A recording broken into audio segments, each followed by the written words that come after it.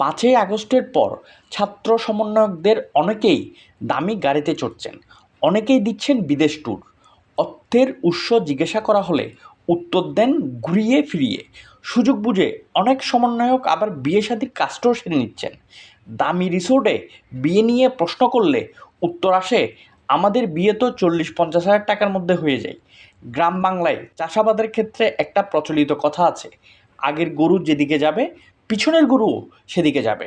17ই জুলাই আওয়ামী লীগের সাবেক সাংসদ শাম্মী আহমেদের গুলশানের বাসা থেকে 10 লাখ টাকা নেন বাংলাদেশ গণতান্ত্রিক ছাত্র সংসদের কেন্দ্রীয় কমিটির সদস্য আব্দুর রাজ্জাক বিন সুলাইমান রিয়াদ ও তার এক সহযোগী। বৈষম্যবিরোধী ছাত্র আন্দোলন গত ফেব্রুয়ারিতে সম্মিলিত বেসরকারি বিশ্ববিদ্যালয়ের যে আহ্বায়ক কমিটির ঘোষণা করেছিল, সেই কমিটির যুগ্ম আহ্বায়ক ছিলেন বেসরকারি প্রেসিডেন্সি বিশ্ববিদ্যালয়ের রানিং স্টুডেন্ট আব্দুর রাজ্জাক।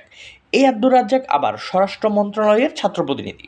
গত 26শে জুলাই সাবেক এমপি শাম্মীর বাসায় আবার 40 লাখ টাকা নিতে যান রাজ্জাক ও তার 4 সহযোগী, কিন্তু গুলশান থানার পুলিশ এসে আটক করে রাজ্জাকসহ সকলকেই।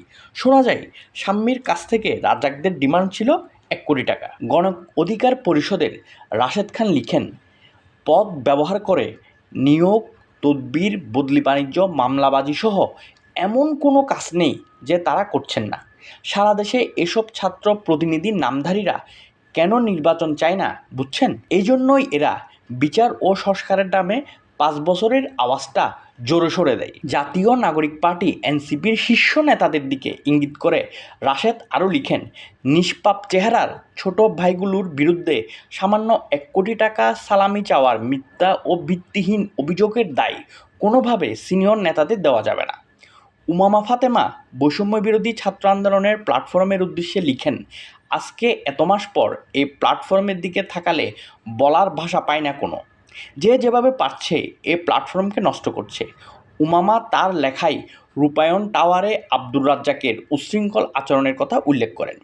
আব্দুর রাজ্জাক কিছুদিন আগে বিএনপিকে উদ্দেশ্য করে ফেসবুকে লিখেছিলেন, ডিসেম্বরে কিসের ভোট, 1, 2, 3, 4, পাতার নাম পুদিনা। কয়েকদিন আগে এক সাংবাদিক সমন্বয়ক সাজ্জিস আলমকে ফেনীর বন্যায় টিএসসিতে সংগৃহীত ত্রাণের টাকা নিয়ে প্রশ্ন করলে কথা বলার এক পর্যায়ে সাজ্জিস সাংবাদিকদের উদ্দেশ্যে বলেন, কোন প্রশ্ন কাকে কোথায় কখন করতে হবে সেটা আপনাদেরকে বুঝতে হবে। বিয়ে শাদিতে মুরব্বি লেভেলের কথাবার্তায় প্রথমেই আসে পাত্রের পেশা।